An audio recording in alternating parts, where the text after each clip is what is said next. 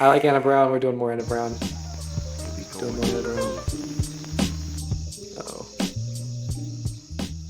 Let's do it. All right, and we're on the air, and I want to welcome Anna Brown to the Fifth Dimension. Anna, thank you so much for coming on the show. Fifth Dimension. Whoa. Thank you so much for having me. A pleasure to be here. Higher levels of consciousness. Yes, it's truly a pleasure to have you. We were just talking about before going on, recording, that I really resonate with the message that you send out, and you really talk about this sort of a remembrance of who we are, like, naturally, and I feel that that's a message that it's simple yet so complex in a lot of ways. Like it's been forgotten, and I would just love to start. You talk a lot about the concept of non-duality, and that's something that's really been coming up a lot for myself in my life. And I would love to hear sort of your take on what that is. Maybe if people aren't, familiar with the concept necessarily, but maybe also in the idea of how you've discovered it in your own journey of. What is non-duality? Let's think about this.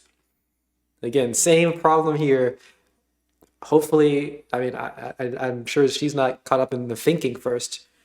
Hopefully he's not caught up in the thinking first. But the issue is when we talk about non-duality, it sounds like we're thinking about it. It sounds like there's a hierarchy. It sounds like logic and linguistic consistency and all that stuff is the important part. It's not. It's not. The way that you experience it or analyze it or whatever is not through language. It's not through linear thinking. It's not through logic. But you can explain it if you understand that. You can explain music through music theory if you understand that music theory is not the explanation. Discovering and embodying that. Yeah, absolutely. So right now this conversation is non-duality. It just means not two. So we're having a monologue. This is life talking to life. And so the experience of personal identity or separation or the dream of me, it feels like it is separate from the whole. Right? I am kicked out of heaven. I am kicked out of paradise. And now I have to find that which is missing. But nothing's missing because this is already wholeness. So that's the joke, you could say. Right. But the individual self of me is always looking for wholeness, always looking for confirming this is heaven. I need to know that this is actually it. Right? Another book. Here we go. Another workshop, another meditation course. And it's always, that's not enough. Let's keep looking. But this is it. So we could say true awakening, if we want to say that, is this right here without the itch of trying to get away from it or to understand it. Just embracing it as it is and allowing that to sort of be in that just as it is. Because I feel like you're right. The journey of self-growth and, awakening, as you call it, a lot of times it is about how can I continue down the path? How can I achieve, a lot of people mention enlightenment, and that's almost like a buzzword in a sense. But wholeness is here. Like it's in this moment. It's all around. It's present, whether you want to tap into it or not. And that's sometimes such a mind-boggling concept to wrap around, because it's like, wait a minute, it's here, like it's already here, like it's truly something. It's mind-boggling when you think that the mind is more important than the actual. Yeah, you get it. Thing that I feel we don't talk about enough and preach enough, and a lot of spiritual concepts I feel, while well-intentioned, can sort of still be in that talking about the journey itself and reaching a certain stage. And a lot of times I feel like we don't necessarily know when we're going to reach that stage. It feels like a never-ending quest, I guess you could say. The never-ending story. The never-ending story of me is what it is. And there's nothing wrong with that. That's my gosh, she talks like this normally. I love it so much. You hear her voice, like when she does her videos, it seems a little theatrical, but it also seems like it's authentically her. And now we get to hear her in a normal conversation, and she talks like that. Amazing. To be clear, because a journey is an appearance, we could say. The person is an appearance. The destination is an appearance, right? Just like your dream at night. So it's real and it's unreal. So just like you Right. have a dream at night, where you're like, oh my God, my aunt was there. There were some vampires, some kind of crazy stuff went down. You're like, it felt so real. And then you wake up from it and you're like, well, it was real and unreal, right? Because you had the experience of it being real, but then you woke Right. up and went, no, just a dream. Right. Mhm. So personal identity is very similar to our dream at night. Right. And I feel like we very much latch on to personal identity. Personal identity is something that it's what are we beyond personal identity? Like a lot of times that's a scary thing to think about. Like we have our upbringing and our conditioning and our we're all born from a specific country. We take a nationalistic pride. Like we're taught all these specific things about who we're supposed to be, like these external factors. And I feel that when we start to look beyond that, we can start to see who it is we really are. There's an interlying. Who are we really? Yeah.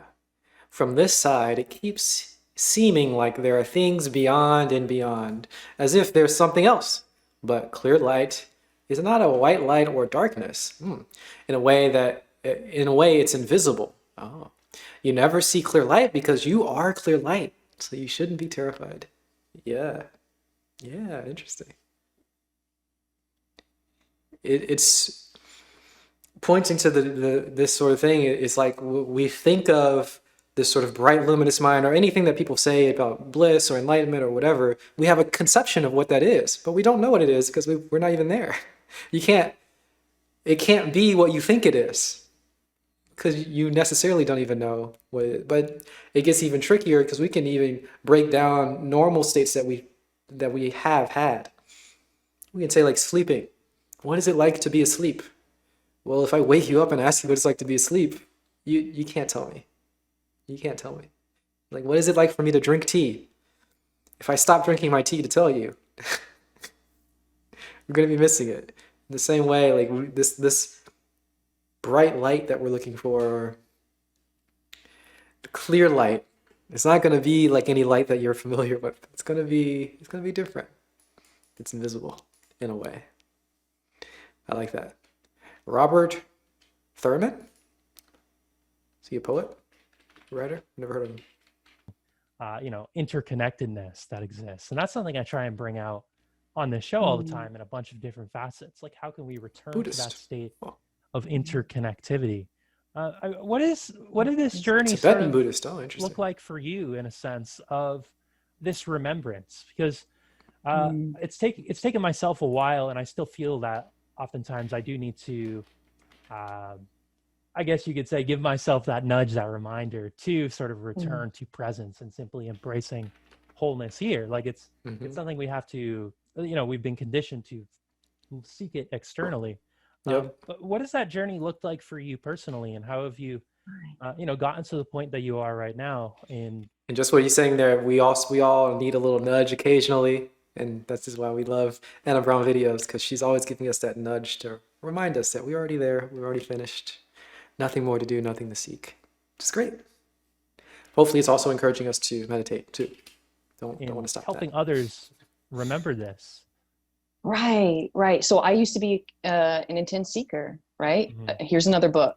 Here's another satsang. Here's another video. Here's another this, another this. So I was an intense seeker, and you can have a lot of cool experiences, like you're bumping your frequency or you're shifting realities. There's lots of cool, groovy things in the dream of me, for sure. But there's still it's an itch of seeking. I'm going to find presence, but the kicker is there is only presence. The one who believes they're stepping in and out of presence, we could say the mind. It's the dream itself. It's personal identity. It's the one who comes and goes, and the one who forgets. That's the me. Right. And so there is only presence. And so person is, we could say, a manifestation of presence, or you can say universe, or you can say God, or you can say the beloved. However, I like to say just energy. So there is only energy, and it can appear as a person. It can appear as someone who's desperately seeking, trying to find God. Nonetheless, that is God appearing as a person looking for itself. It's a huge game. So, like I said, this is a monologue. This is what we're all wanting to be. We want to be so fully in our body, so fully here, but the fractalization, which is just imagination of personal identity, says, this isn't it. You need more courses. You need to do all these stuff, right? Right. And there is still a becoming even after the collapse of the dream of me, right? Like you age, it seems like you age, or you start a business course, or you start a new business, or whatever it is, but it's not you doing it. It's only life appearing to take that action. Right. Absolutely. And Mm-hmm. this idea of like of the seeking, it's something that I very much have always resonated with the quote of Yeah, I Rumi love of what that. you Appearing as God. Yeah. She's pretending to be God and she's doing well. I seek like it. is seeking you. So I feel like there's great as you put it, like dreams within, like if looking back at my past self and where I've been in my own journey, I look back and there has been beautiful moments of bliss and pure. I would say the most fulfillment has come through moments of pure presence. But it's I've found, what is it that I'm seeking? A lot of times when I look at like my purpose, it almost feels it's in a seeking mentality, a seeking mindset. Like my purpose is like I view my own individual purpose, for example, as to help others and help others remember our interconnected state and be of service how I can, and open-hearted and empathetic in nature. But a lot of times I view that in a seeking mindset, like, oh, I need to reach X, Y, and Z. Like it's good to have goals, you could say. However, in that seeking mentality, sometimes I feel there is a loss of that presence, a loss of that Mm-hmm. where can I manifest that purpose here and now? And I suppose that would be through presence. That would be through capturing wholeness. But I feel sometimes with wholeness or tuning into that, a lot of times we look for that external confirmation, external validation on that. So, I mean, I feel like that could be a very, not getting that instant reward can be a very, I guess you could say, difficult at first to really feel that wholeness, tap into that. Yeah. And there's a reason why. It's because the sense of me, it lives on external validation, right? So I always like to look to nature. The butterfly simply is, the rose simply is, the tree simply is, and it's selfless in that natural state of beingness. It's not flowering because someone's going to come by later with their iPhone and take a photo of it. They blossom because that is their natural essence. And our natural essence, we could say, is simply being. It's so natural. It's not a precogged thing. It's highly intuitive and spontaneous. Yeah. But the personal sense of me thinks, how can I save the world? How can I fix things? But here's the kicker: nothing's broken. And when that's recognized that you're not broken, the world you're seemingly residing in is no longer broken. Right. You see, because we tend to operate and communicate to each other like, I know more than you, or maybe I can help you, or the world is broken. And we almost reinforce that dream on a collective level. But there is only wholeness, and wholeness can appear as, okay, I'm broken, I'm going to help broken people. There's nothing wrong with that, but it's just a dream, you could say. Absolutely. And the idea that nothing is broken, that's something that's been Yes.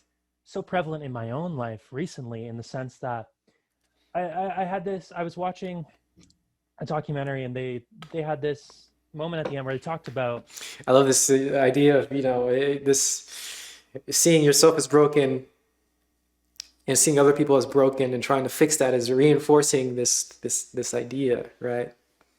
When you look for inner peace, you see world peace. This is kind of how I would put it. There's just notice how whole you are, and you see everything else as whole. Expression can be our purpose. It could be. No. Expression is not our purpose. No. We can very easily be hijacked. We can hijack the idea of expression to get us away from the purpose. Now, I think it's good to express. Expression is fine. It's actually great. I like it. It's a lot of fun. But we don't want to miss the essence by trying to express. Don't want to miss the essence by attempting to keep a narrative that would be very helpful for other people. Even that is potentially blocking us from feeling. Potentially. Maybe not necessarily, but potentially. You don't want to become like this sort of well, it's almost like, what would I say the purpose is? I wouldn't say anything. It could be like the sort of meme of a person who takes pictures of their food and they, they're not eating it, that sort of meme. That idea also expands into normal expression of any art. Sometimes we miss the things that we actually are experiencing because we want to tell people about it, or we want to express it through music or movies or whatever, or words. And sometimes we miss our actual just being because we want to remember it so that we can have this profound experience to tell other people and brag about. Very easy to fall into. At least for me. Very easy for me to fall into. Maybe different for you. I'm not sure. But I think the way that we think of purpose is a particular way, and it's not related to the way that we should be evaluating the purpose of everything else, of the actual experience of being. So to even state any purpose would be to reinforce the hierarchy, the monopoly, the power that the logical thinking has, that the linguistic, logical, linear, that stronghold that it has would be reinforced by stating some purpose. So I wouldn't state any purpose. I think a good way to figure out the purpose is to ask. Anything else? I like to ask my tea sometimes. You can ask your cushion. You can ask your bed. Ask it. What is the purpose? What should I be doing? Something like that. It'll tell you. Probably won't be in the way that you think, but it'll tell you. If you listen fully, you'll hear it. Fun experiment. Humanity is not a disease. Like, we are a natural, like, we are here. We are alive. Oh, yeah. We are interconnected with Earth. We are interconnected with one another. Yet we're all fed the idea that we have all these flaws, and collectively there are certain manifestations that are certainly, detrimental, to say the least. But the idea that we're a broken species or a disease that's in itself, I feel, can really disconnect us. And I say disconnect almost in a sense of a paradox, because the disconnection is truly never, truly never disconnected. But like, it's that it enforces that concept of us feeling disconnected and us not recognizing that wholeness and that being. And I feel that I wonder what steps can be taken if it's sort of just it's going to take individual shifts to sort of see that remembrance take place at a collective level, or what that process might look like. And I don't necessarily know, because I'm a teacher, and I try and the best I. What tea tell you? The tea is me if it is answering to you. Yeah. Is that what you think? I can't tell you what the tea will tell you, but the tea will tell you very loudly, very clearly. Gotta have ears to hear it. Gotta have ears to listen. I can bring these concepts to the forefront, and hope the next generation can just continue into this remembrance. But it's a little easier said than done a lot of times. I mean, what have you been able to see, in working with clients? I know you do coaching and consultations. In this process of remembering, what have you been able to see take place, and maybe what are steps that people you've worked with, or you yourself have found to be helpful in this process, or in that sense of remembrance, to return to that? There is no steps, because as soon as we say there's a step, we create division. Right. Yeah. This is heaven. This is wholeness. You are magnificence, appearing as a person, asking how and what the steps are. And so really what it is, it's seen through the story of me, because the story of me wants steps. It wants direction. It wants to know what to do to fix what is. But what is wholeness. Everything is God going, dude, look at me. Look at me in the flowers, the birds, the bees, the sunshine, the tears you're weeping, the anxiety The tea. in your body. Everything is that one life force energy pulsating in what we call life. But the me lives outside of life, and it's looking and it's manipulating and it's controlling. Also use intellect But to here's start the deal: the dissecting. me has never made a choice. And it's not, again, so it's not really a big issue, but the idea that the intellect is necessarily dissecting, it's not true. It's not necessarily doing that. There's just a hierarchy that we generally have with the intellect, and it's actually pretty clear to see when certain people start talking about stuff, and you can tell that they think that what they're talking about, the content of the words, is more important than the actual thing that it's referencing. Does that make any sense? You can tell. It's very easy to see.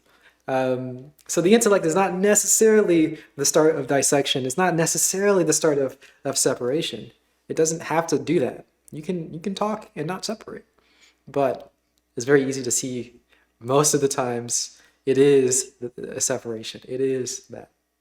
And we do want to get away from that hierarchy of having the intellect be the father of the house. I don't know what to say. You don't want it to be the top. There's a hierarchy that's indoctrinated in us because it's not the standard hierarchy. But it's not the standard hierarchy. There's a hierarchy indoctrinated in us, but there is no standard hierarchy. Yeah, well, I would say that's the hierarchy that's indoctrinated in us.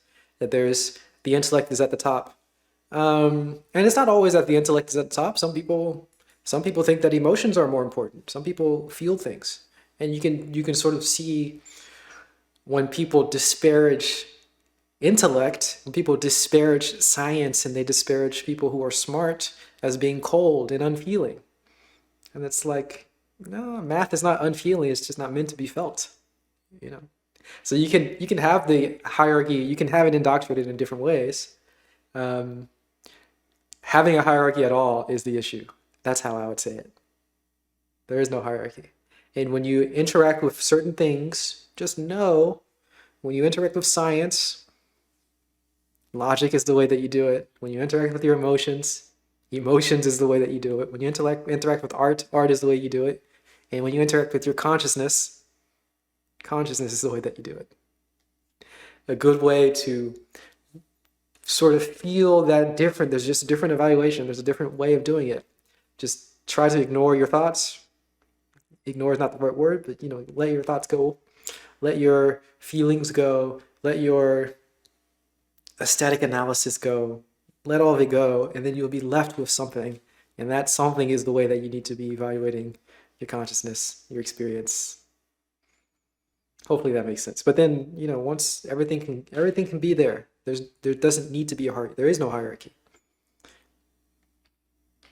The sense of ego, we could say, or personal identity, the veil or separation, it believes it's controlling and doing everything, making huge decisions. But quite literally, the sense of me is like stepping into an arcade and it's playing the game on demo, thinking it's making all the points and winning, but it's playing on demo. There has only been life wearing the costume of a human, or we could say God, whatever we want to label it as. It doesn't care what you label it, but everything is that appearing, because past, present, and future are the dream. Past doesn't exist. What I'm saying now has no connection to even 2 minutes ago. That's a dream. And what happens after this is only a concept and an idea you're holding in your imagination now. It doesn't exist. Very important to think about, to know, to recognize, to realize past, future don't exist. Now doesn't even exist. And the idea that something causes something else is a dream. It's not real. There is no causality. That is just your mind holding on to this sort of intellectual linear thinking. It's not there. And it's fine, but it's not there. You get it, but it's very, very rudimentary, but a battle of semantics. Yeah, it's definitely a battle of semantics, right? That's the issue. A lot of the times language sort of perpetuates the issue, perpetuates the hierarchy, which is why there are a lot of people, like Anna Brown, she does this sort of thing where she says these things that are directly contradictory so that you break your semantic thinking. That's essentially the idea. But it's not to break it, but it's to loosen your hold on the semantic thinking. It's the same with lots of Zen koans and stuff like that. It gets us away from our logical processing, our linear processes, our semantic processing. It gets us to a different type of processing. But yeah, it's too simple almost for a language, because our language isn't narrow enough. It isn't precise enough. Yeah.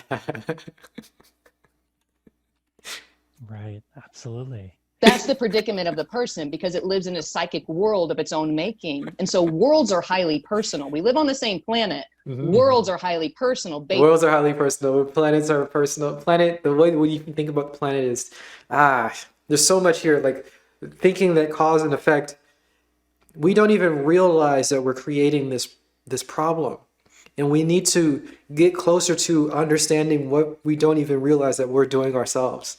Does that make any sense? There are levels of cognition, or cognition is not even the right way of putting it. There are levels of something doing this. There's levels of doing this that we're doing, that we're putting out there.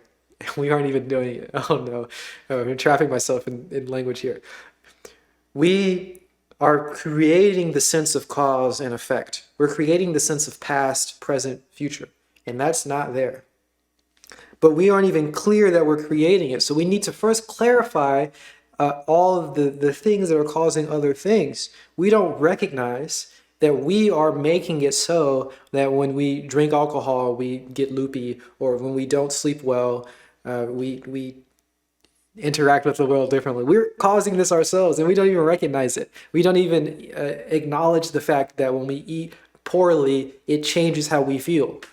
We don't even acknowledge this fact. We don't acknowledge the basic cause and effect that we have created ourselves. So we need to recognize all the stuff that we're creating. We need to be very clear on this causes this, this causes this, this causes this, this causes this. And we can realize how ridiculous it is. And then we can stop doing it. And we'll just, oh, I'm causing all of this. I'm actually doing it myself. And nothing needs to cause anything else. And I can stop causing my own suffering. And then you're free, but unfortunately you're only free for a moment, because you get back into this next step of now you're back into the causality, and now you want to tell people about it like I'm doing right now. You want to try to remember it, and all these other. It's just so much nonsense that you keep perpetuating this idea, and then now you may even remember when it happened before, creating a past where you had some realization that you don't have now, and you're still doing it. You're still stuck. You're still trapped. And you just keep going back to not doing that, and you'll be great. You'll be grand. But you need to recognize that you are doing it. You need to see all these levels of you creating this cause and effect, and this and that, and so on and so forth. If you get beyond that, you need to actually see that you're doing it so that you can free yourself from it.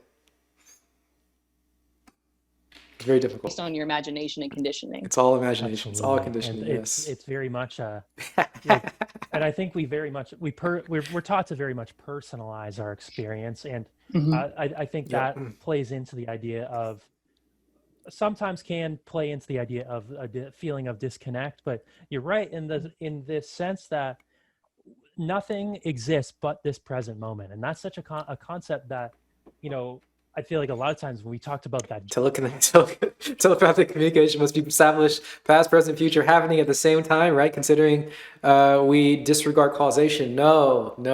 Past, present, and future are not happening all at the same time. They aren't. There's nothing happening. There is no happening. There is no happening at all. There is no happening. Your reverse, and so your reverse. How am I going to say this? Let me think about this. How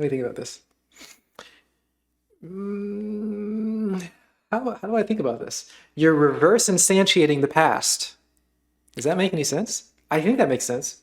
Let's say, for example, you start watching Harry Potter. Have you seen Harry Potter? You watch Harry Potter. It's like the first thing in Harry Potter is he's like he's at his parents' place, right? And they're yelling and all this stuff and all these things. This is like the beginning of Harry Potter. It starts. He's at home and he's got this dysfunctional family.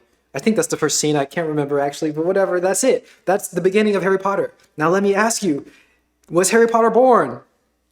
And when was he born? It was never shown, right? When did society happen in Harry Potter? When did people learn how to process electricity and build houses? When did that happen?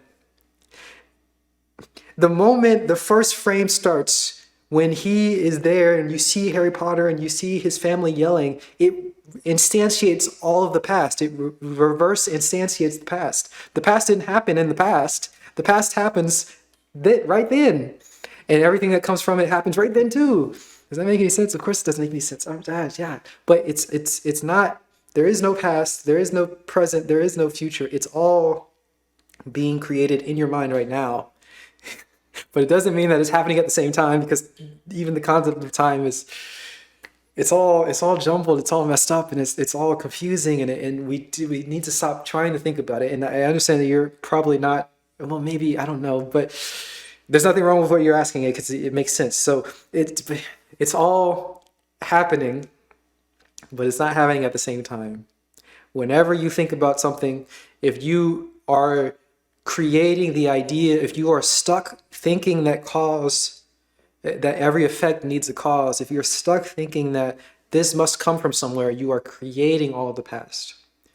But the past didn't happen. It's just in your creation. And even if you are looking at some phenomena and you are thinking that it must be something, you are creating that something. And even if you are staring at the infinite abyss of nothingness, that's the base level here, and you become deluded and confused, thinking that there must be a you and there must be something else out there, then everything is created. This is the beginning of everything. It's just your delusion. My delusion, everybody's delusion. Does any of that make any sense?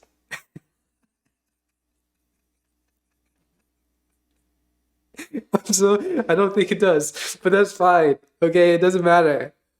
It doesn't matter. Just when you sit down and you meditate, you'll get it. Maybe you might get it. You might not get it though, but you'll get it. You might not get it. You'll get it though. I got it, at least. Personally, drinking tea, I got it. I mean, I got a glimpse of it. I got some of it. And I blame the tea, but it wasn't the tea, it was me. It was my delusion, and I cleared up some of my delusion. And other people might blame meditation, and other people might blame DMT, and other people might blame, hearing the words of the Buddha. You can blame whatever you want to blame. Recognize that the thing that you're blaming isn't the thing, and it might not be helpful for me to tell you to drink tea, because that's obviously silly, but it might not be helpful for me to tell you to meditate either, because a lot of people meditate and they don't get any of it. So I don't know. There is no getting it though. There's nothing to get. It's nothing. It's all. All right, you gotta continue. Earlier, right? When you're reading different books, you're listening to different lectures, and you're finding all this information about. Speaking of tea, your stuff comes tomorrow. Oh yes. Just referencing very exciting. To us, where I first heard that concept, and I can't wait. This idea of presence, wholeness, it's all that exists.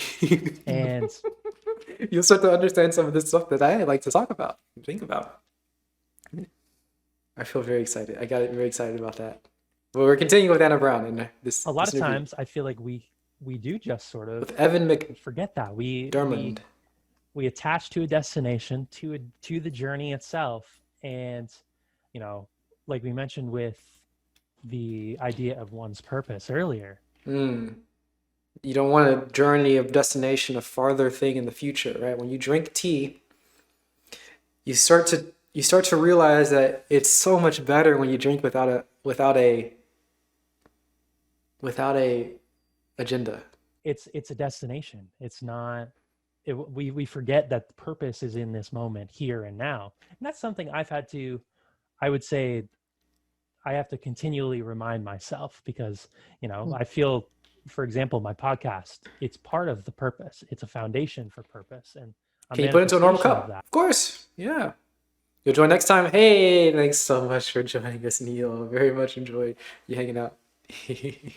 And it exists here and now. I can think about what I want to do with it in the future and plan out everything. But here and now lives what the purpose I am trying to manifest and bring out. And when we talk about, when I work with students, when I work I just begun to take clients for, consultations and meditations and working with that.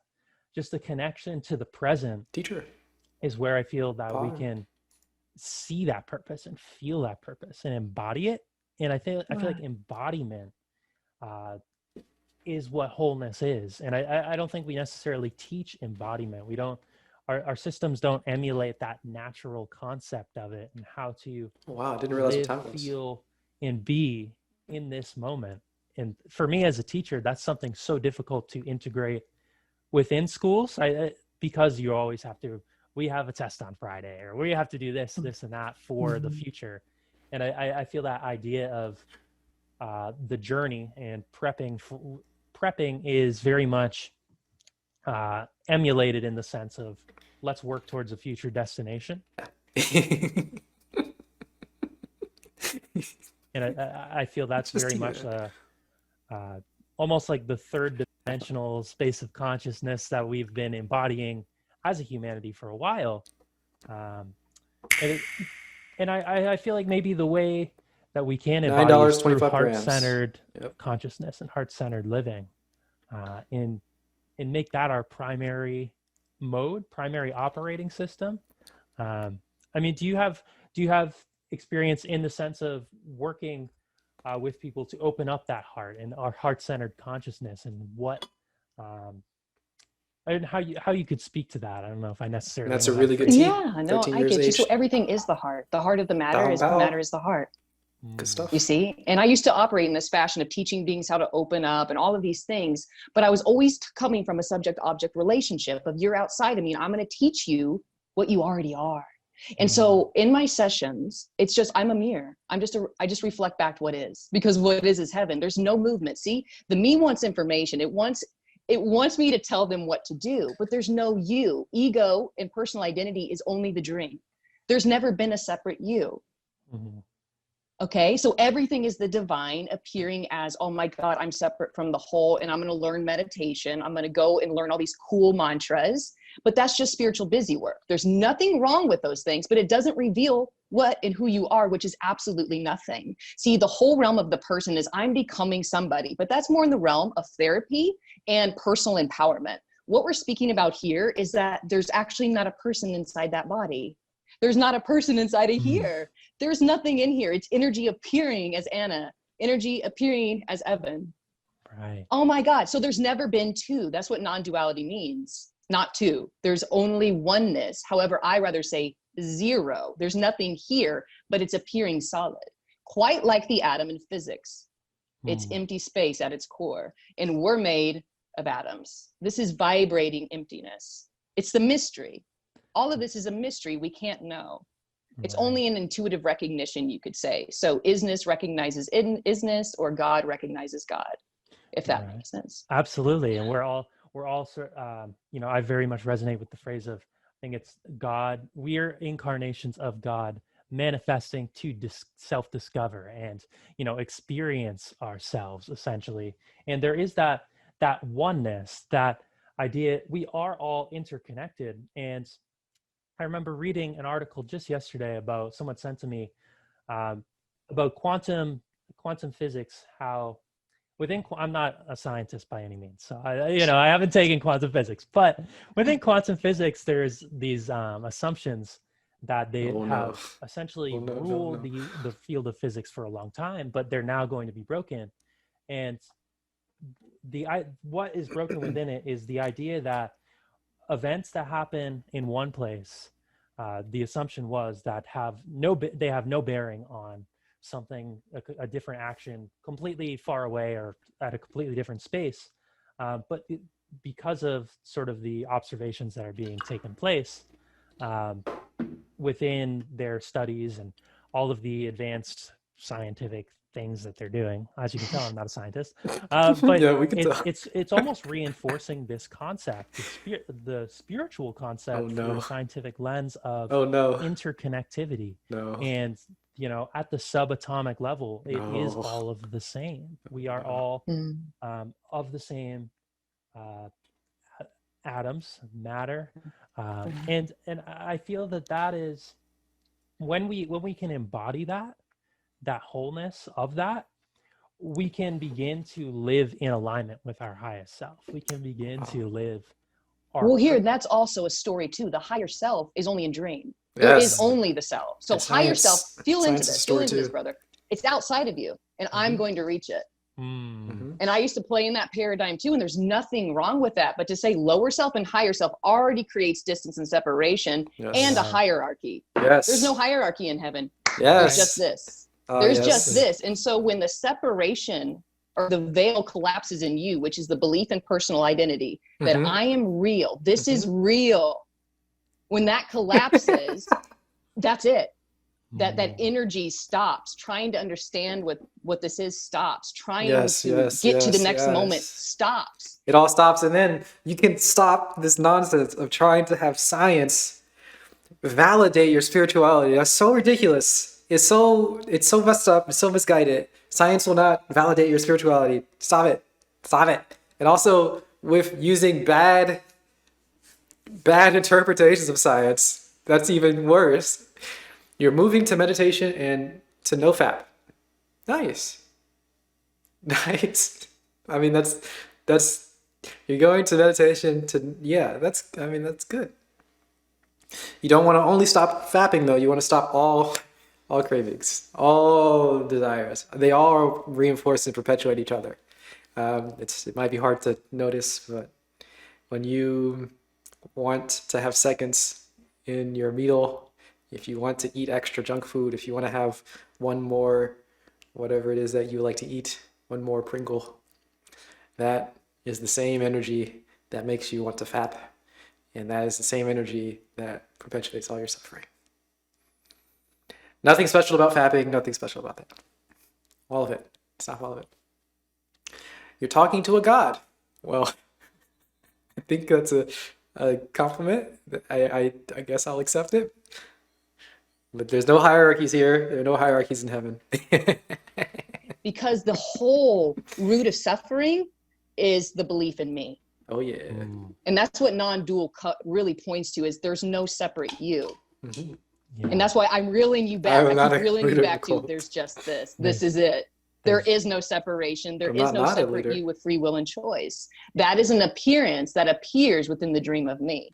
And it's not wrong, because everything that is appearing, whether you feel fractalized or you feel like, oh my God, I'm becoming the next millionaire of America, it's all God playing. All of it. There you go. 100%. It's all God. And I absolutely agree with that. And I hadn't thought of it in the perspective of hierarchy within oneself when you refer to the higher self, because a lot of times it's used in the sense of achieving one's fullest potential and being this version of you, embodying who you want to be. But in reality, what is there outside? Like, there isn't it is a dualistic concept to say that there is my higher self and then there is a lower self, and maybe I'm somewhere in between. I feel like everything, it's almost like we use this language as everything in our reality is hierarchical. Everything is in the me's reality. What was that? Yes. In the me, which the me is a dream. What do you mean? What was that? You asking about me or her? I don't know who you're asking about. She's a whack job and I love it so much. She's crazy. Watch her like reactions. She's out of this world, man. I love her energy. It's so great. It's such it's so inspirational, right? You want to be inspired. You want to feel whatever she's feeling. You don't need to express it in the crazy way that she's a whack job, right? She's crazy. She's out of this world, right? Yeah, don't analyze it with your mind and linear logical thinking, because it's gonna lead you to the wrong thing. You want her energy. She's excited. She's great, and she's giving us some good teachings. And our guy here, Evan, I want to make sure I got his name right. Evan McDermond. Evan McDermond. He's getting it. He's struggling with it, and it's like he's. I like it a lot. He's being very open here about this sort of. It's great. It's great. It's great. I love it. This is fantastic. Okay. Right. And it's like to sort of try and explain. We make sort of a hierarchical Yeah, he just said that. Okay, he's saying that there's a hierarchy that is being created with our explanations. Not necessarily so, but yes, generally, usually, most of the time, probably yes. If you're explaining it, you've got a hierarchy. You think that linear, logical thinking, physics and reality and all that, you think that's more important than the actual thing. You're confusing the words with the actual, you're confusing stuff. You got the hierarchy all messed up because you got a hierarchy at all. There's no hierarchy here. No hierarchies here. Okay, you want to just demolish them all, demolish them all. And if you think that talking and explaining things is perpetuating that hierarchy, then stop talking and stop complaining. Stop it. But you can continue.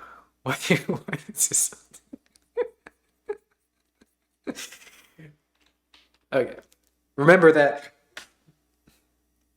everything is a hierarchy in the story of the me, in the story of here, right? When you have this low resolution where you think that you are here separate from everything else, then you start putting hierarchies everywhere. See higher resolution, you see that there are no hierarchies.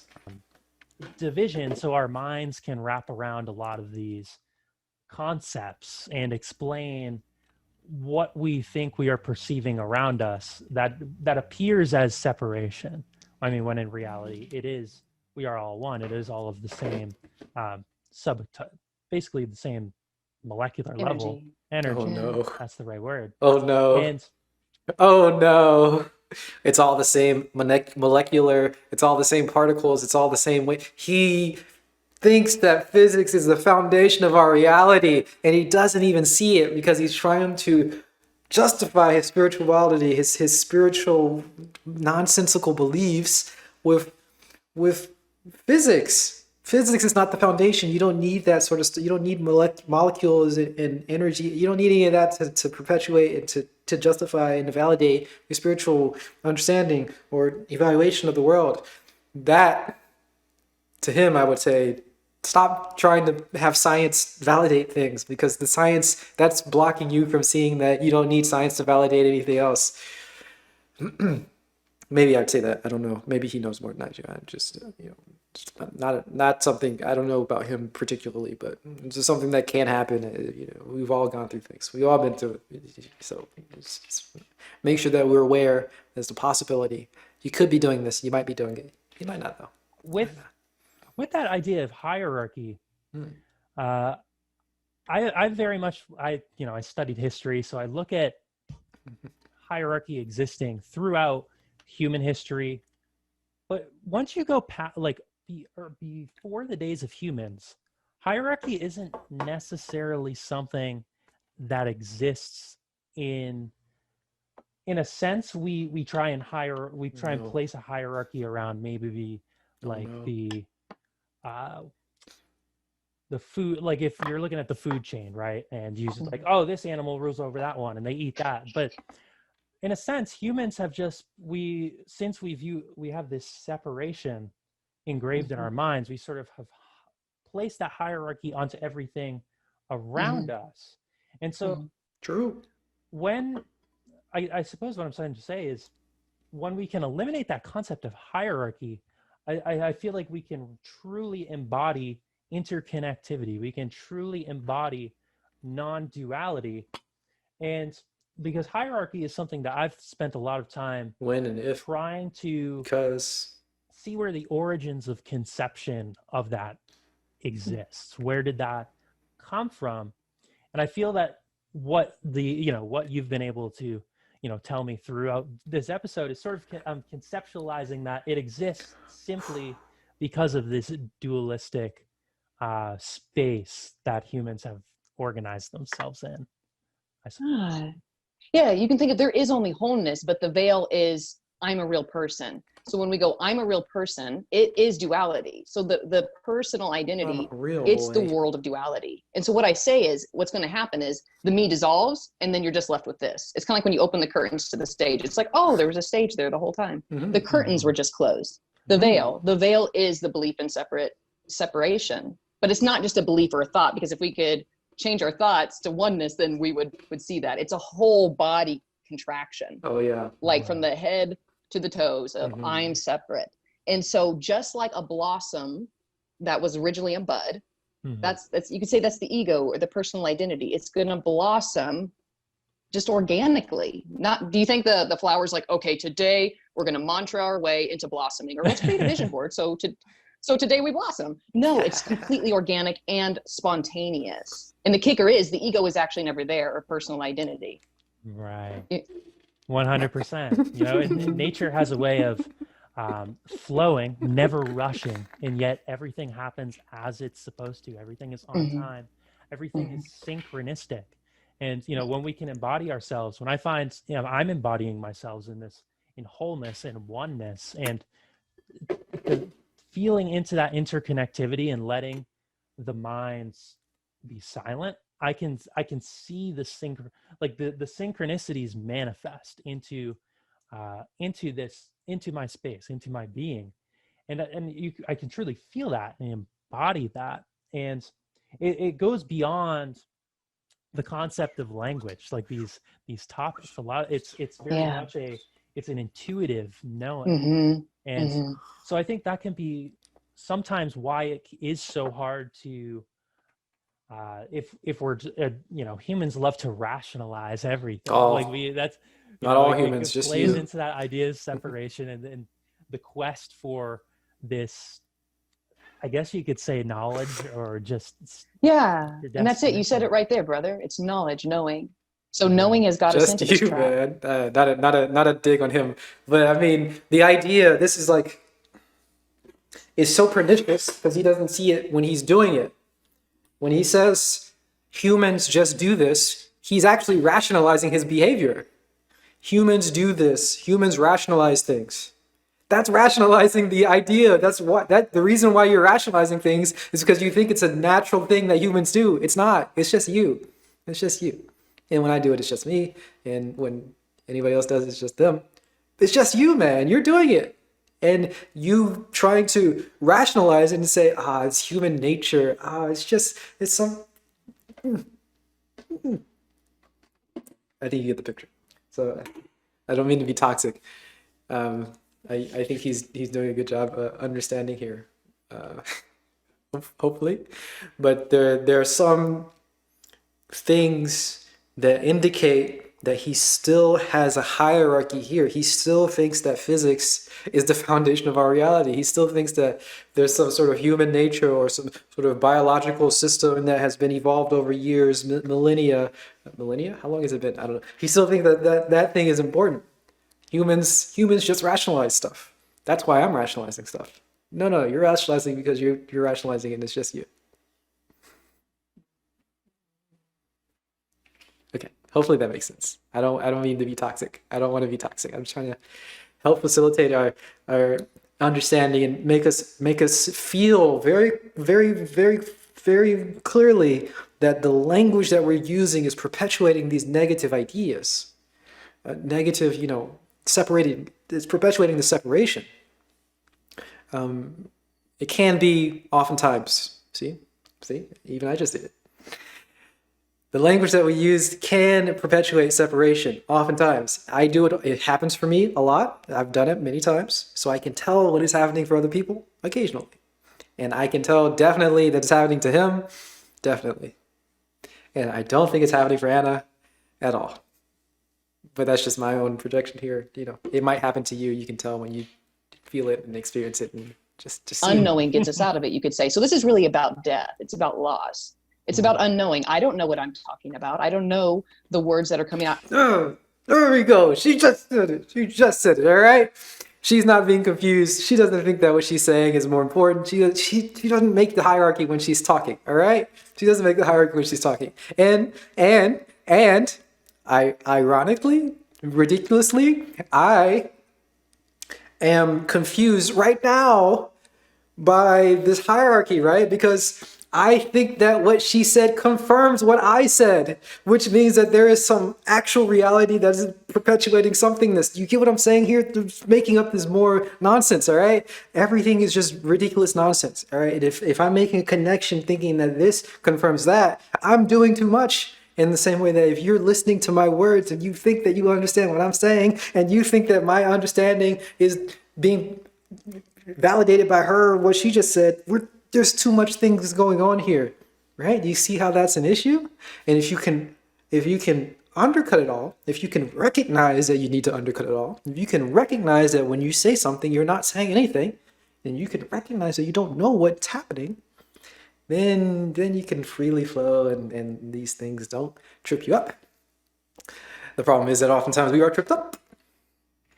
Yeah, at least for me personally, I'll speak for myself. I don't know this. It's a mystery. But because I don't know, spontaneously words come out of my mouth, or I write something, or I create a video. It's the knowing that veils, right? I know that I'm a person, I live here. I know that I'm on a journey. That knowing veils wholeness. It veils heaven. Yes. Right. And yes, if you've seen my videos enough times, I talk a lot about the knowing being like eating the apple from the Garden of Eden.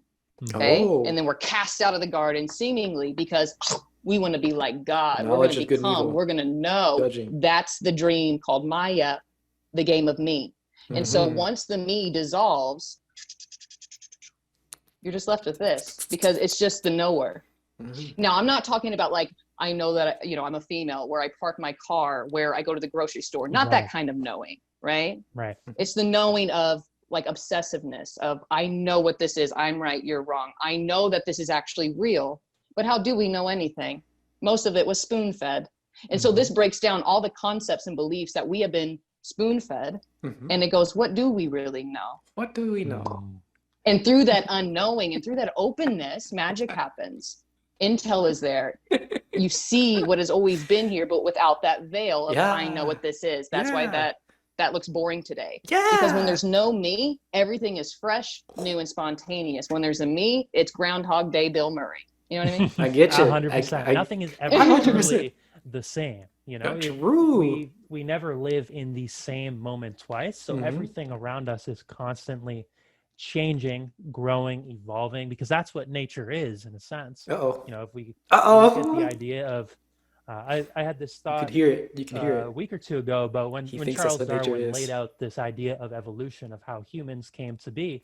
I feel that very much explains the concept of what the universe is, in a sense of just constant. It is what it is. It's, you see growth, you see change, you see this process playing out. And I feel he's doing it too much,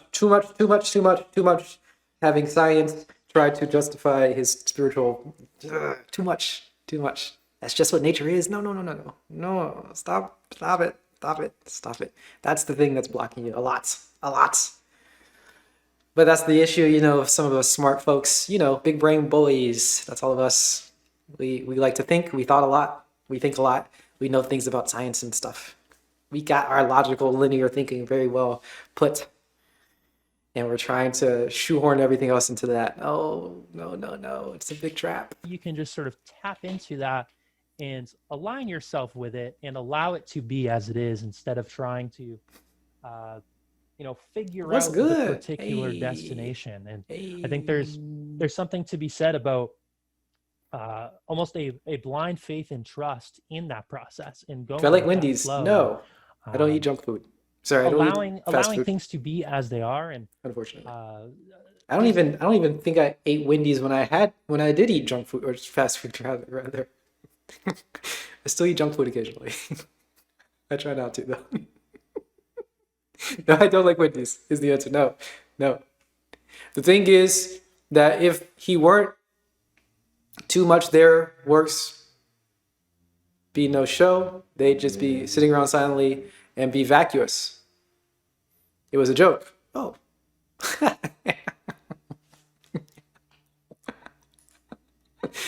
If he weren't too much there,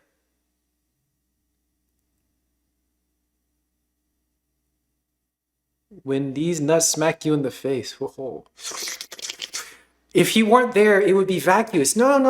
Oh, no. Bye, guys. No. Oh, I get it. I get what you're saying. You think that the perfect expression of enlightenment is totally silence, and you sit there in meditation, you've got your cosmic mudra or whatever the heck you do, whatever no. That's the obvious form. That is the obvious expression. The obvious expression is silence. That's the obvious expression. It's not the only expression. When you're completely silent and you can sit there and stare at each other and meditate or whatever, it feels like you can get to the bare feeling of what the thing is, and you're not confused by anything else because there's nothing else there to confuse you. But that doesn't mean that you need to now always be silent. No, you can bring your intellectualism back and talk and stuff and be there and do things, and it's great. And you can talk and it's all fantastic and everyone's loving each other and talking and saying things, but you won't be confused thinking that the talking is more important than the being. Does that make any sense? Of course it doesn't make any sense. So they could talk a days, but and it wouldn't be, I mean, it's all vacuous already. It's already all vacuous, but it doesn't necessarily lead to sound vacuous, right? Again, sounding vacuous is more of an obvious expression. Sounding paradoxical or sounding completely like, batty, incoherent is another expression of, it's a closer expression, a more obvious expression, I'll say. But it doesn't mean that you need to be vacuous. You can be very, very, very, very, very detailed in this space, extremely fine-tuned in this space.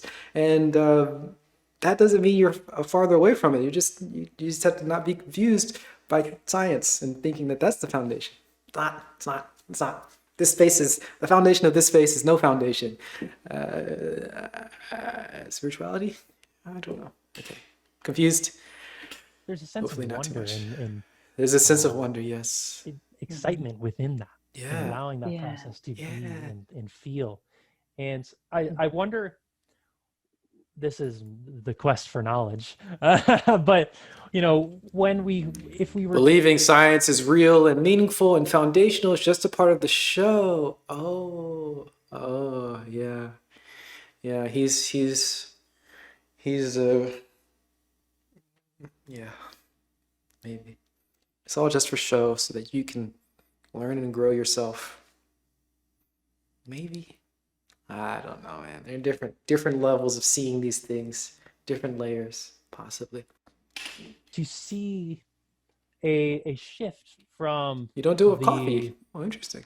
the people of being wrapped up within identity and the identity and ego. I mean, it matters a lot, being but the collective, it won't matter to you conscious level currently. and seeing that shift in the collective from that go, constantly the situation we're in right now into this mindset that of simply being as you speak, what that might look like. And I don't think we can necessarily know. That's the beautiful. That's the thing. We can't. We don't even know what's going to happen 5 minutes from Right. now. We have no idea what's going to happen. We can predict, we can imagine, but that's just imagination. True. You know.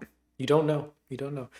And that might be And an so issue that's why I if say it's you're spontaneous. sensitive Just to like it. when COVID showed up, that was spontaneous, right? No one knew that was coming. Mhm. Life is highly spontaneous. The person, though, it lives in a prison cell of preservation, and it wants to predict what's going to happen, so it stays cozy in its prison cell of comfort. But this isn't about comfort. Enlightenment, awakening is not about comfort. It's life full on. It doesn't mean you're not going to get cancer. It doesn't mean you're not going to have like a dog bite your arm. It just means you are so full into life. There's no two anymore. There's no sitting and going, is this it? Should I be There you doing something go. else? Is it okay to sit on the couch? I'm not going to meditate today. Is that okay? There's none of that anymore. It's just life. It's just life.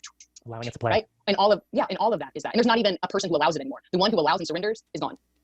Right, 100%. And you brought up the perfect examples of that, because I very much used to be very rigid in wanting to. I need to have this specific morning routine. I need to meditate this morning. I need to do my breath work. And a perfect example of that this morning was I had my grandmother stay over the last few days, and that very much cut into the morning routine. But I was simply, I'm just going to allow that to be. That's okay. I didn't do breath work. That's okay. Life is as it is, and not necessarily holding a judgment against that and needing that sort of. There's nothing wrong, of course, with meditating and doing all these wonderful things in the morning, but allowing it to play out as it plays out and not holding judgments and resentments. And I feel that is what allows true fulfillment. True fulfillment is being in presence and capturing and embodying our natural state. And when I was living in a city, I lived in Boston for 5 years, and when I was living there, it was very difficult for me to embody my natural state with all the, in a city state, I call them concrete jungles. You don't necessarily, there's not as much opportunity to, I suppose you could say, be within nature. You're surrounded by Stop wasting creation, water, of, yes. buildings and concrete. But if I were to go there now, I feel I would do much better than I was a few years ago, because I do have more of a sense of that there is, nature, presence, it exists anywhere. It isn't something that you have to strive for and seek in, if you're in Boston and you're, you feel disconnected from nature, you can still tap into that simply through presence, because there is always everything around us exists. It is as it is. And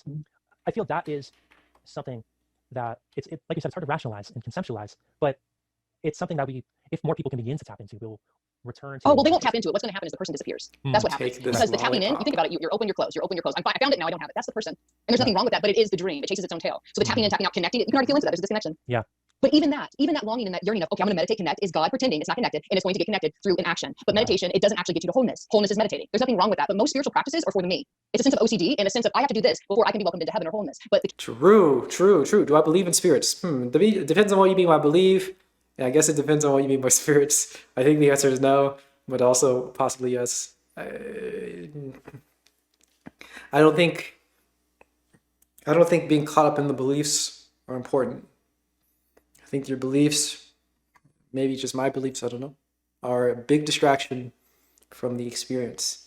So I think it's totally fine to experience some spirits, and I think that they can very easily be explained away by physics. But I wouldn't think that your experience and the explanation in terms of physics are in tension with each other. I don't think either of them are more valid. So if somebody experiences spirits, I would not try to dismiss them by physics. But if somebody likes physics, I wouldn't really care to talk about spirits. From Kung Fu or whatever. He's a TED Talk. No, I've never heard of a Shaolin TED Talk. No. kicker is, you woke up in wholeness and you'll go to sleep in wholeness. You can never step out of this. And so I can't divert from this message. It's very uncompromising. I can only affirm that you are that which you seek right here and right now, no matter the thought bubbles that are appearing in you, formlessness. Absolutely. And I really love the connecting and tapping in paradox of that, because it is very much a dualistic mindset concept. And it is, yeah. And I think with the idea of non-duality, it goes so much deeper than I think I even necessarily embody myself personally. Still on that. And that's the thing too, the embodiment. You don't need to embody who you already are. Right. Oh shit, because here's the deal, we work every day to embody it. And there's nothing wrong with that. The me can play, okay, I'm embodying empowerment today. I'm gonna embody sexiness today. I'm gonna embody joy today. There's nothing wrong with that. It's just playing with the rainbow, tasting the rainbow. But you already are embodied, you could say. The body is a manifestation of light, of energy. There's nothing to embody. That's the game or the kicker. Yeah, 100%. So everywhere you go, you're there, always. It's the love that's always with you. The best friend that can never leave you. Absolutely. And that's... Can't say for Lord, I can't either. Started watching on 2 times. Paradox of like what I was speaking of, in the sense that embodying, attempting to embody is simply, like you just mentioned, attempting to embody is that. She is full, you're right. I don't know if I have necessarily the words for it, but it's more of an intuitive feeling. It's like, I don't need to attempt to embody because I'm already... You're just like, oh crap. It's like, okay, I see, I like feel that concept now. It's like, I don't need to attempt it. I can just be it. I can just feel it. I can just see it. And that mirror that you speak of you being a mirror of that, I think that is the absolute most beautiful way to describe it, because it plays into, or it ties perfectly that interconnectivity. We are one, you and me, and anybody else listening to this, we are all one. And so you being a mirror, it's just a reflection of that same energy, of that same natural state. Nothing special. And that what we speak of now, this just being, Cough. It's accessible to everybody, everyone, in every moment. So, and Never understood that one. And that's something that I, with working with people through their own conditioning and through years and years, because working in a school, we're very I see how there's a certain level of almost, I hesitate to use the word indoctrination, but it is a certain level of indoctrination to a egotistical mindset, chasing material, money, and external validation, like we talked about. True. So would you say, even in your own journey with finding non-duality within all parts of life and through being in all moments, would you say that it is a lot of times can be I guess I don't necessarily want to say a struggle, but it's easy for, especially early on, dealing with these, or working with these concepts, to find yourself playing into dualism in certain areas. And how could you say we don't hold judgment against that? Like, how do we release those expectations and that attachment? Yeah, so everything I'm sharing is just words, right? But it's more so the energy of where the words come from. So, it doesn't matter what we call what is or God, it's just what we're pointing to. So tell me again what the question was. It already left my consciousness. Oh, yeah. So, we sort of, when we're working with this energy, right? A lot of times I feel there is a lot of conditioning that we have, and certain expectations, or maybe when we find ourselves, we have strayed away from presence and simply being, we can sort of hold judgment against that. And for ourselves or others. Yeah, for ourselves and others. Yeah, well, you're not doing it. You're being done. You could say, we've heard that before. You're being done. So it's life that feels contracted. It's life that's having a depressing moment. It's life that's feeling scared, like it's not there yet. That's all. That's life. But the me comes in as added commentary and goes, it's my fault because last night I ate gluten, and that's why my vibration's low, and that's why I'm going to hell in a handbasket today. So we can say that the me is just added commentary. Like, things happen, and then it comes in with, you shouldn't have done that, or you should have done this. I'm so great. I suck at this. That's what it does. That's like all it ever does, right? So it's not wrong, but it is just what's appearing, and what is appearing is real and unreal. So we could say it's an appearance. It's like a cloud passing by the sun. You know what I mean? It has no gravity to it. But when there's a centerpiece here, when there's a position here, an opinion here, those thought forms, those emotions, they mean a lot. That commentary is everything, man. And then we kneel to it and we go, I'm listening to you today, man. And then we're just following at the whims of memory, imagination, and desires, right? It's not wrong. But once we see through the story of me, it's like, oh my God, I'm listening to a voice box in my head. You know what I mean? Right, 100%. Yeah, and I feel a lot of what we view reality as, our perceptions create reality. So if we're following that voice box, like you said, that's going to be what guides us through the day. That's how we're going to interact with others.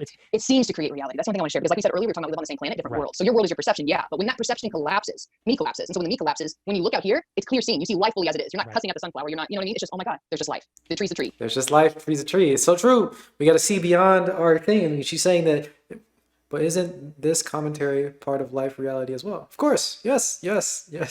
Bye guys. Stuck thinking that consistency matters. Oh my goodness. He doesn't.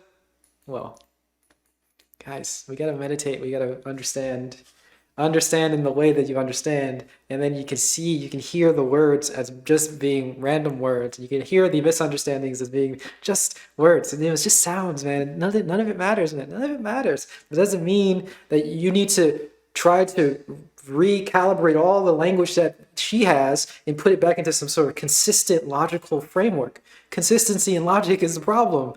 Stop putting that on the top of the hierarchy. It isn't there. Sit down and feel it. Feel it. Feel it. And feel your misunderstanding, and feel your understanding, your fake misunderstanding, feel all of it. Just feel it. And maybe you'll get somewhere, but maybe not. The bird's a bird. Who knows? Yeah, absolutely. Yeah, I get it. When we're clouded by our perceptions, it clouds the true nature of reality, and then we sort of, I feel, we hold judgments against reality, expecting it to play to our certain, that personalization of ego and identity is what we almost sort of expect the world to. Also, if you think a lot, good meditation is to like listen to your thoughts, listen to them. Not listen to the content, but like, how does it sound? What does it sound like? So, good meditation, listening to the sounds outside or something, listening to your breathing or paying attention to that stuff. But you also pay attention to your thoughts. You want to hear your thoughts. How loud is it? How quiet is it? How fast are they? How slow are they? Is it your normal voice? Is it an excited voice? Is it a quiet voice? Listen to it. And it's part of the experience too. But the problem, not the problem, but the issue, we get too caught up in the content of certain things, and we need to see beyond the content, get through the content, so that we can see the fundamental whateverness of it, and then we can bring everything back. At least this is my formulation of it. This is what I'm saying. She probably wouldn't say that. She wants you to get directly to, seeing the foundational everythingness, the similarity of everything at the same time right now, without going through any steps. I would be a little slightly more systematic. Try to figure out what that thing is. Feel that first, and then bring it back. Yeah, whatever. It doesn't matter. Okay, you get the picture. Play to what we are seeking when we have those expectations. And yeah, of course, that's the me. The me is the greatest addiction, not cigarettes, not Coca-Cola, and not Oreos. It's the belief in personal identity is our strongest addiction. And that's why it's always struggle and strife, or it's swinging from polarity to polarity. It's the strongest drug. Right, absolutely. And it's, seemingly, it's what we are fed from, it's what we are taught as a way to conceptualize our existence, because we are these beings that have this intellectual capacity that we almost don't know how to. I'm being pedantic. We put too much thought. He's into being.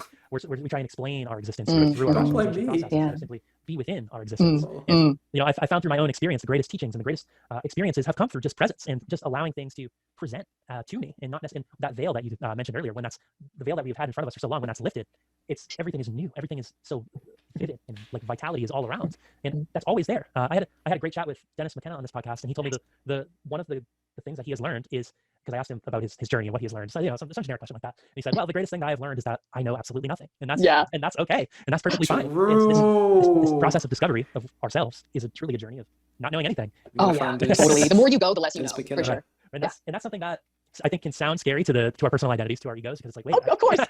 I want to know everything. I want to be enlightened. I want this quest of knowledge. But right, and that's the whole funny thing is it's never going to see it. Oh my God, because what happens is it's the block in front of the eye, and it goes out of the way, and then it's seen. You know what I mean by that? It's never going to be there to go, I made it. Because there's someone there going, I made it.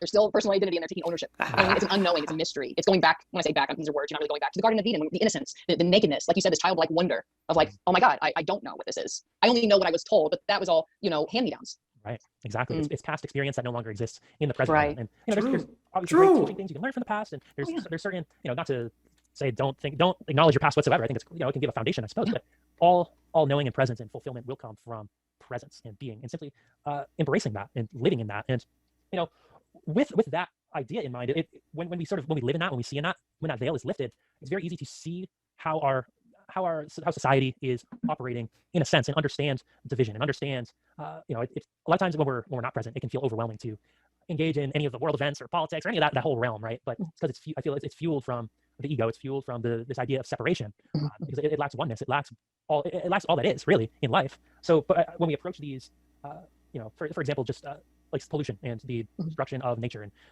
the Amazon is a perfect example of us destroying a natural habitat. It's because we lack that oneness to it. We have forgotten about that energy that exists. But when we approach that from the space of presence of being, the perceived solutions, everybody wants solutions to these things we're dealing with. The solutions are they're almost not in words, but they're right there. It's simply a return to a natural state, and we don't necessarily need to know what that looks like, but we can simply feel that, and we can live in that. And it's very difficult when we're in the headspace of separation to we want to rationalize that concept, but then. So I suppose what I'm asking on this, not necessarily on phrase that question, this question, like when we look at this separation on the collective, and we want to simply return to this natural state, does that come from more and more individuals returning to this themselves and living in this space and being in this space? And then we see that almost sort of like a domino effect in a way, and how that the more people who choose to live in this natural place, will that, I suppose we don't have an answer to that, but well, you ask yourself first, who's looking at the world, person or presence? Because when the person looks at the world, it's a veiled tear to tell. Right. Everything's broken. When it's present, nothing is broken. Everything's a manifestation of perfection, and this includes COVID, this includes pollution. We don't understand why that's arising, just like we don't understand why we get the flu or why we have an outbreak of eczema or something like that. But what you see outside is a manifestation of your own body. So it is unconditional love appearing as destruction. And it's not wrong. See, the human lives in right, wrong, good, and bad, better, or worse. That's the dream. That's Maya. That's what you wake up out of, you could say. And it's not that you wake up out of because you're already completely lucid. There's just a veil of I know what this is and I know the world is broken. That knowing veils this magnificence that everyone is looking for, trying to change the world, trying to change themselves. There is only this, and this is wholeness. And so it's before people burning down the Amazon, but it's deep recognition and intuition that is real and unreal, that everything is unconditional love appearing. And you may have the inspiration in your body to go start like a donation or some kind of fundraising campaign, but it's not you doing it, and you're not doing it out of opposition or I'm here to do this and save this planet. Like that's all the stance of the me. right. Yeah. And so all of this is highly intuitive and not logical. We use words and concepts, but like I said, it's about the energy of the words. It's all about the energy. It's not so much about It's all about the energy. It's that intuitive knowing, and it's a lot of times I think like you're saying that we use these concepts and words for it. It's intuitive. It goes beyond that, and now you have to feel it and be in it and be in that. well, you don't have to feel it or be in it because we be the one to be in it.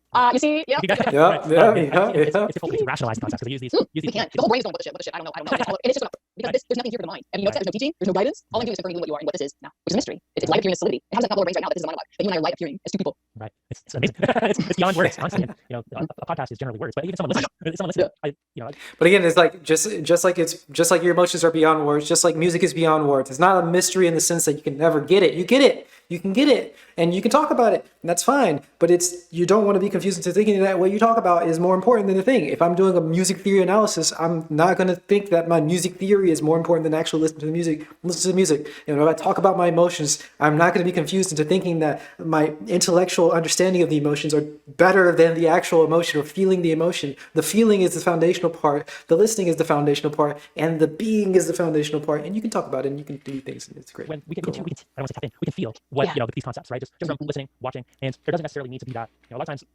we look for that golden answer. We look for this is the question. This is it. We found it out. But awakening is the questioner. Awakening is the questioning. So what happens is one questions and trying to figure this out, they stop arising. And when it stops arising, then it's just this. It's heavy, simple, and ordinary. It's this, but without the itch of trying to get away from it. So of course there's a higher vibration to it because the veil's not there, like lessening that potency, if you will. Right? When the veil's like, all of a sudden come in. Right, 100%. And it's interesting because there's also I hear within a lot of spiritual circles, if you will, and conversations to question everything. So there's almost a lot of times of simply being where you're not questioning, you're allowing things to be as it is, and simply acknowledging and that intuitive knowing. When you bring in this concept of question everything, then it's easy to begin the questioning of that intuitive knowing within itself. So there's that no idea. When you can approach from the space of intuitive knowing. No one's won yet? Questions emerge when they need to. Yeah, I feel you. That's true abundance. The questions still appear, but it's not like this urgency of then another voice comes in and tries to answer it. Where you're getting online trying to figure it out right now. It's like, and there's just an appearance. That question is an appearance. So yeah, questions feel like, why is this happening? Okay, but it doesn't stick. It just flows by the cloud. You know what I mean? Yeah, definitely. Presence questions. Because the idea of question everything, like it's a good idea in theory because you want to find a solution. It plays into that idea of there's this golden solution because when you ask how deep does the rabbit hole go, it just keeps going. So it's this question everything idea. The question everything idea is to not have the foundation of knowing something. If you know something and you're stuck knowing it, then that needs to go away. This is why you question everything, and this is why you probably just don't even think that you understand anything. Do you understand what you are saying? No. But yes, of course I understand in the way that I understand in the normal way of understanding. But if you go finer distinction, go higher resolution, there is no understanding. The understanding that I have in this normal resolution sort of understanding is not the understanding that you want to have at the higher resolution. So you don't want to be confused into thinking that the low resolution understanding is something high, the same as, oh, do I understand what they're saying? Oh yeah, of course I understand what they're saying, but I also have captions there. I can listen to how, yes. But you don't want to be confused by your actual understanding of a normal understanding, because the higher resolution understanding is completely different from your normal intellectual understanding. So you want to disregard that by saying question everything. You can say that, or you can disregard it by saying that you're ridiculous and you don't understand anything and blah, blah, blah, blah, blah. That's just getting rid of the hierarchy of trying to understand with your logical mind, because that's how she goes. Like, get some snacks, you're gonna be following a while. Right, exactly. And, it's so when you're approaching from a place of intuitive knowing, that need for questions and that question everything mentality is unneeded. It's not from a place of presence, I would say. That's It can rise, but it's just like, okay, that's what's happening. It's not like I need to go figure this out right now. It's just like a cloud passing from the sun. So like, there's a question, why does it appear, right? Right, absolutely. So it's coming from a place of presence and being and living out of our heart center. What sort of, we're talking about an hour, so what sort of, I guess you could say, wrap-up thoughts or suggestions or things that you leave in this message that you hope would resonate with the listener to begin living in presence in a more, just in everyday life, like in looking past our conditioning, allowing our conditioning to be, allowing our past to be, allowing the future to be, when we live in a world that is so externally fueled.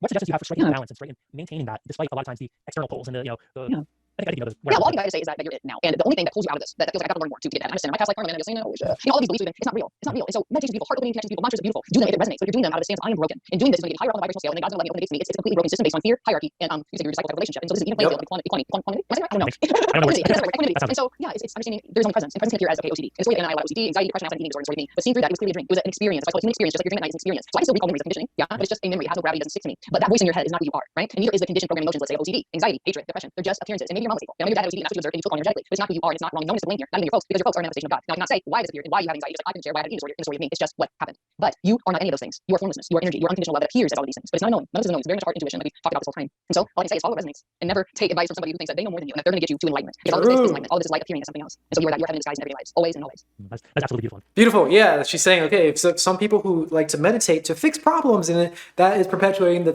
thought that there are problems. Now, it's not necessarily the case, not always that case. You can meditate and not have, you can meditate, you can talk, you can think without being confused by your thoughts in your meditation or whatever, and thinking that you have goals that you need to get to. You can see through that and still engage with it. But a lot of people don't have that ability. It's very difficult to get to. So she's saying, don't be confused by that. Don't be confused. Beautiful message. That and you reflect beauty too in this message because the beauty exists within all of us. This light exists within all of us. That's all I see. That's all I can see. Right, and it's beautiful because I wish more people would see as you did, because this beauty is something that I've discovered myself and working to.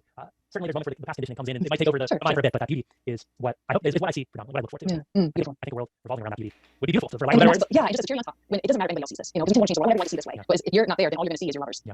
And I think Ram Dass says something like this: all you see is lovers, and you never run out of lovers to love. Because it's very clearly seen once this is seen through, it's not solid and real. Then everything in your world that appears is not solid and real. You see it's unconditional appearing. Now, of course, I can't put my hands on my phone or through your body. There's still a connection. We talk about recipes, we get coffee, some bagels together, who knows? But there is intuitive knowing and recognition that you're not solid and I'm not solid. And so there's that lightness. That's the freedom. That's the joy, because none of it is serious anymore. It's quite literally what the Hindus call lila or play. Right, life becomes play. And play is beautiful. And that's what life is. That's the beauty of being in presence. Such a beautiful concept. Makes me feel whole. It makes me like I feel that wholeness. And And see, and we didn't like it. You didn't tinker with yourself. We're just talking. we're just chatting. Beautiful. So, and thank you so much for coming on the podcast. Where can the listeners go and connect with you and find you and say hi? Beautiful. Check me out at wonderfullynothing.com. There you can find my Patreon, my Instagram, my YouTube, all my other places. I'll tell you what, I'll get all mixed up confused. If you want to listen, go for it. But yeah, you just on my website, wonderfullynothing.com, or at AnnaEBrown7. That's my main page for Instagram. Okay, beautiful. Thank you guys. Yeah, thanks for listening. Thanks for having me on. Of course, it was such Wow, what a great podcast thing that we just listened to very quickly, because I have to go. Guys, it's my time to leave. It's been fun. I gotta go. Beautiful. Wow, love it. Guys, I gotta go. It's been fun. Oh my gosh, thanks for hanging out. I enjoyed so much. 50,000 Americans voted for Kanye. By the way, isn't that amazing? It's amazing. Ooh, yes, it's amazing. Guys, I gotta go. It's been fun. Thank you very much. Please take care of yourselves. You guys are pretty cool people, and you deserve to be taken care of because you're nice and stuff. So do that, okay? I'll be back on Friday. Bye-bye.